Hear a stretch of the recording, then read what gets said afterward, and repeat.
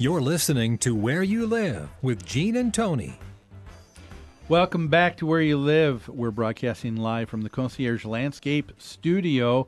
If you're just joining us, we have been talking about a number of different issues. We talked about a man's right to display the American flag at his homeowners association. He feels it can be anywhere. The association said, no, we can tell you where to. We're not going to say you can't do it, but we want to say this is where it needs to be. Do you want to talk about that? Do you have some thoughts on that? We also just got done talking about a question that we received from Justin in St. Paul about insurance deductibles with a homeowners association, and can an association go too far in the deductible that they expect the homeowner to pick up with their HO6 policy. Yeah, call us. Let us know what you're thinking. 651-289-4488. Yeah. But let's go on to another topic here too, Tony, and that is I think I'd like at this juncture to talk about how do you know when your bylaws, your governing documents need updating? We get asked that question quite a bit from folks. And I've heard it, on each end of the spectrum. Someone will say, we were formed in 1982. And our governing documents, a lot of it doesn't apply anymore. There's a lot of it that applies to the developer, and the developer's long gone. A lot of it's outdated. Then I'll have other associations say, we were formed in 2004, and it looks like a lot of our governing documents don't apply anymore because they apply to the developer, and they talk about the developer. And then so it's both ends. It's all ranges of the spectrum that are wondering about this. And I think sometimes when people think about updating their governing documents, they're thinking that it has to be an entire rewrite. And I don't that's think, a very good point. And I don't think that that's necessarily the case. It is not the case. You can add amendments. You have to go through a legal process. You have to get the vote of your members to do so. But you can alter in specific clauses, and that could help keep costs down too when you're talking about rewriting, and in terms of just having several amendments added to the end of the. Attached to the end of the document as opposed to going through an entire rewrite. Do you think it's important to rewrite your documents in order to remove all references to the developer? No, that's just it is once it's done, it's done. It's moot. It's a moot point. Yes, exactly. I guess if you want to take a look at another example of that, our Constitution, we just have amendments. We don't go back and rewrite.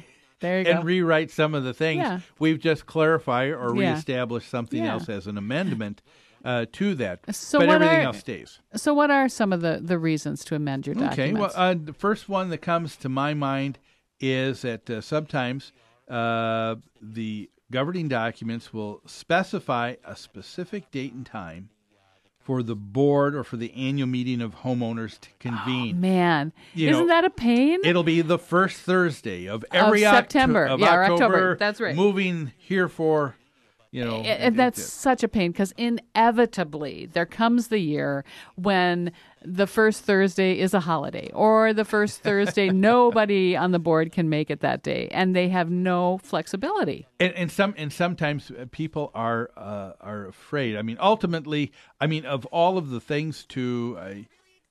Let me preface this. We never want to tell anybody to not be in compliance with their governing documents. That's right. But of all the issues to not be in compliance with, I don't know that there's any governing document police out there that's going to come in and what will happen is the homeowner that's mad at the association for some other reason will bring that up as a violation by the board. That's an excellent point. And that is the reason why you want to be able to change that, because there you go. The first time that you don't, even though everybody, like you said, basically understands, and so you had it on a Friday instead of a Thursday, one other person who is going to come up and say, this is going to be thrown out because it was not properly done. There you go. I don't like the decision that was made at that meeting, and we have to throw that decision out. And so they are using the fact that they're in the minority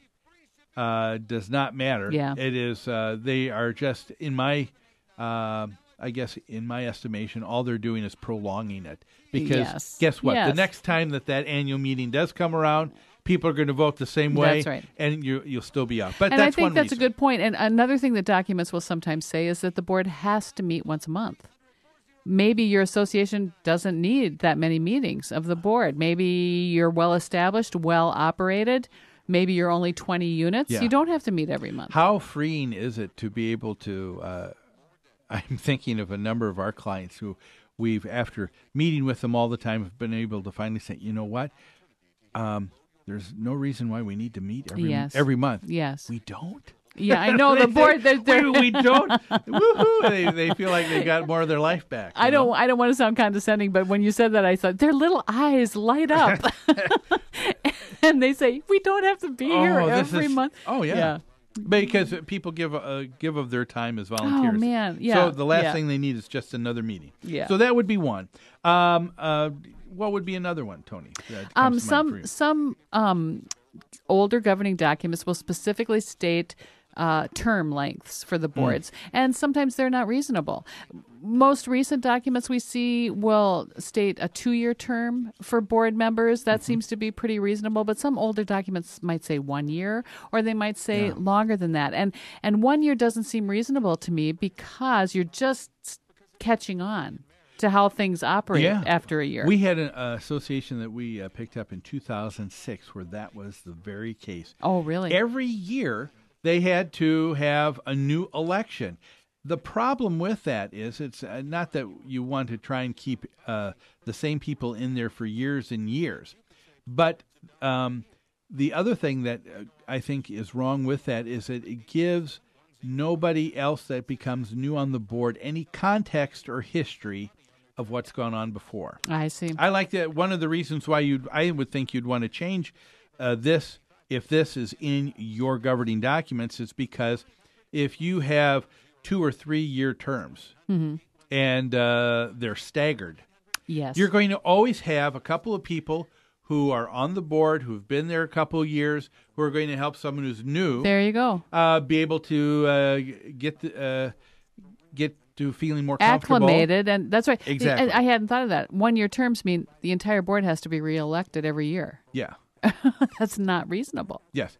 And, of course, by and large, of course, that's not an issue because you can't find enough people to... but that's a different subject. That's a different subject. But yes, but one of the things that can take place is that you don't have some of the same experience. And I think that is helpful when you're talking about an association, and especially if you're self-managed. That's right. You want some continuity. You want some experience. So that's a great reason to amend that part of your document. Here's another reason. There should be something that addresses outlining adequate director qualifications. So you're saying there should be more I qualifications? think, or that there should be some things in there for what qualifies someone as being able to act as a director and not. A couple would be, for example, we're not talking about an intelligence test or college background or anything like that. We're not talking about education requirements or income requirements or IQ requirements. Here's one. How about this? How about the fact that they are current with their association dues? There you go. I mean, to have someone who is in flagrant disregard of not having assessments paid to the association, but finding other people. Should they be on the board? Yeah. There's an issue there. How about you have to be an owner? We have people ask us all the time, I own my unit, but I rent it, and I don't live in the state. Can my renter represent me? On the board, I've had that question asked. I think that would. I don't think that has to be a case. Okay, I'm just saying that's something that should be clarified. Oh yes, in your documents. Exactly. Yeah. I'm just thinking. My first case is. My thought is no. I don't think that I would because in the case of someone who has investment property, they may be out of state. They may want to have someone else that is still present and is their agent for them. Sure. And so, I have a little concern about having a renter do it. Okay. But perhaps a relative But or some- something like that. Yeah. But another quorum requirement or another requirement for a director besides the fact that they would pay their Their assessment. assessment, yeah. The second would be that they show up to meetings. I mean, because how about That's a great point. How many times have we heard over the years where someone says, "Well, so and so is on the board, But he hasn't come to a meeting but for they've 3 months. yeah, they haven't come in 3-4 months, Yeah. and we need someone else to be there to be able Right. to meet quorum to Right. hold the meeting." Right. But because they're not stepping down, we don't have the ability to kick them off. Well, sometimes you do. But that's why you would change it That's to right. have that. Have that power. Yes. The board can vote off a member. Yes. For this reason. Yeah. That's a what we're good talking point. about. All right. Another reason that comes to mind. How about quorum requirements that are too restrictive? Yeah, I had an association that struggled and struggled and struggled, and it's an unending struggle. Their quorum requirement was 25% of the owners had to be at the annual meeting in person or by proxy in order for any business to be done. They could never, this was 40 units, they could never get 25%. Yeah. Well, we've got a lot to cover here, but, I'm looking at the clock. We got to take another right. quick break. When we come back, we're going to talk about more about what are the reasons that you need to take a look at for why your governing documents need to be updated or amended. We'll be back after this.